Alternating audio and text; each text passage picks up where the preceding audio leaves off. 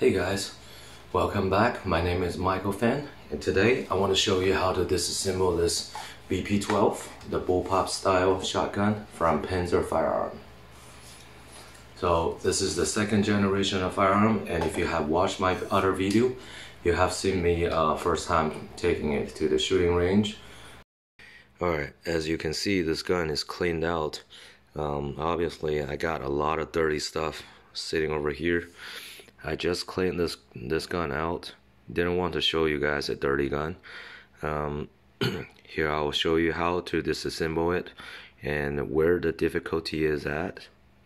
The first step is to take this protector off, and this thing shouldn't be on here when you are taking it down to the shooting range. You want to keep this in your pocket. You don't want to leave it on a gun. So you want this thing on the gun, the charging handle. And you can put it on the other side as well. I took it to the left. I put it on the left. And it's hard to kind of take it down for the first time. It's kind of hard to take it off for the first time. So what I'll do, if you want, you can use this one. This wrench has this side that's specially designed for taking this. If you slide it all the way down, it's supposed to lock into the rail. And then when you have the rail up, you just put a piece of napkin or put a cloth underneath it and just kind of like tilt it, just bend it this way, and it should drag it out. But in this case, I found this one is even difficult to do that. So what I'll do, just simply grab a, oh, it's a little dirty, but it's okay. Just grab a paper towel, wrap it on, and use my plier so I won't leave any teeth mark or any scratches onto it, and just pull it right there. It's difficult to hold the camera and do it at the same time. Alright, so it's that easy. Don't lose this. This is gonna be important for you at a later process. So just set it aside. Let's proceed to the next step. Alright, so let's take the muzzle brake out by turning it. This is the easiest part. This muzzle brake almost fall out after the shooting that day. I found it loose after shooting, so this is not hard at all to remove it. Just make a lot of turns. Alright, slide it out and set it aside. There is this little ring that you carefully slide it out. Alright, so the next step is to separate the upper from the lower, and that's fairly easy. These three buttons right here, flip it to the other side, push them down, turn it back, and just pull it out. Pull them all three out, and that's how you separate the bottom from the top. So here's a little tip. It's for you to be easier to disassemble this. So here's a little tip. When you separate the upper from lower, you want to make sure that your chick rest is loose, but you don't have to take it down. You don't have to take it out. All you need to do is slide it all the way to the top, so it allows some room space for it to move, the upper side to move.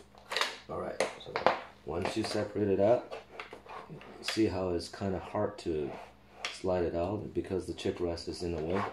What you need to do is just pull this hammer down like you're charging a gun, but push it all the way down and just around this little screw hole. So that's how you get it out. Now, very easy. You can slide this upper tube on the upper rail right away, and you get yourself the core part, which is the hardest part that I've found.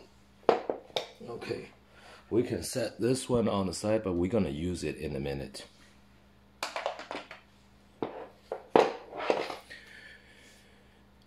See this gas piston ring and the locking nuts? This is what the first difficulty I encountered. I had a really hard time separating this piece, separating two of this piece. But I figured a proper way, an easier way for me to separate. You're gonna need both of this wrench. And remember, the top part, the black part, goes counterclockwise, and the aluminum looking parts are going the clockwise. Instead of hitting it hard, you slowly add your body weight and the muscle pressure onto it, just slowly, and that's how you can separate it. The first time I did it, it didn't come apart like that.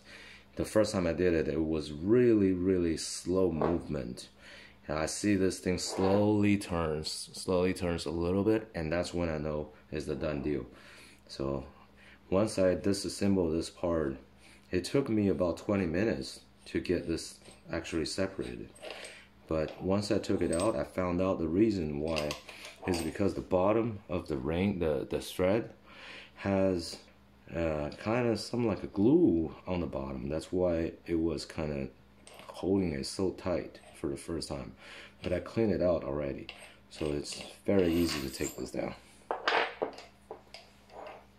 Now, when you remove the locking ring, you slide this thing right here a little bit, then you'll see this ring fall.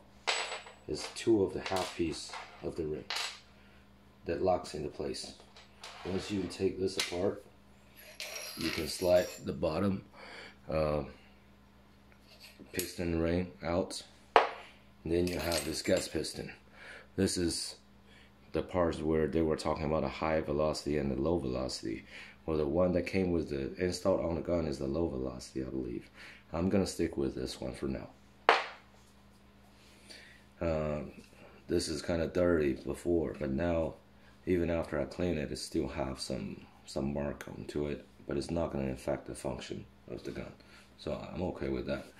The second hardest part is this one. So the two locking nuts are the son of bitches for this gun. I don't like how tight they did for this gun. For the first time, it's so extremely hard to remove it.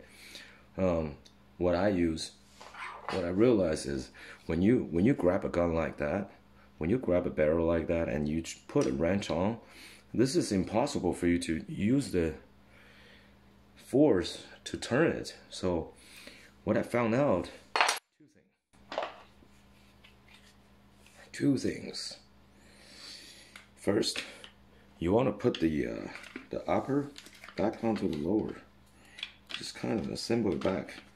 Reason for that is you want to use the lower to be as a handle, so you can grab on or step on. Once you're doing that, you know, all you need to do is lock these two back. So make it one piece. Now I have something to hold on when I'm turning this. Alright, here's the tip.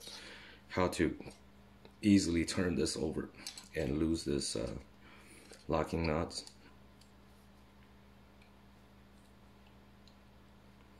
You make one piece. You make this long range by using the charging handle.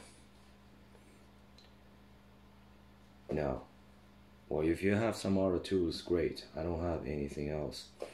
So what I do is use the bottom stock, the bottom half of the gun, as a station. So I put some pressure on it. I'm stepping on it, and use this extension wrench. It's hard to do it in front of you, but this is how I got it, because the extra length of this wrench really handles the big pressure. So now I can separate it back.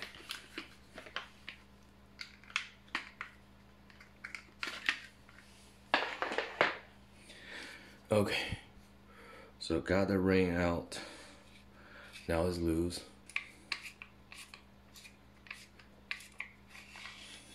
Here you go. Slide it right off. Now we're almost done. All we need to do is give a little pressure, hold the spring, slide it back, and the rear piece will fall off. Just unhook it from here, and this is how you slide it off the rail, along with the spring.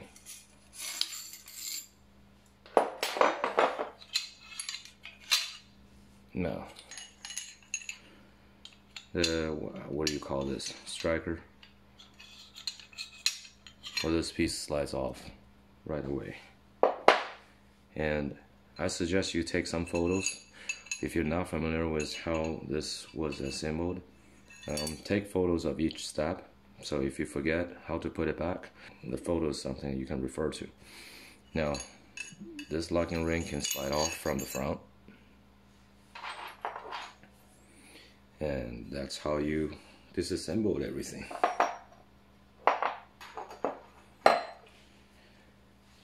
After you do this for the first time, it should be fairly easy for next time. That's what you need to watch out. These two are really, really, really tight. They were really tight for me. Almost gave up on taking them apart. I was thinking for a second, just to clean the gun without disassembling it, just clean the barrel. But now I decided to try hard and take it apart and try to see how it functions, how everything is attached. So next time will be easy for me to fix anything if something goes wrong. And thank you for watching the video.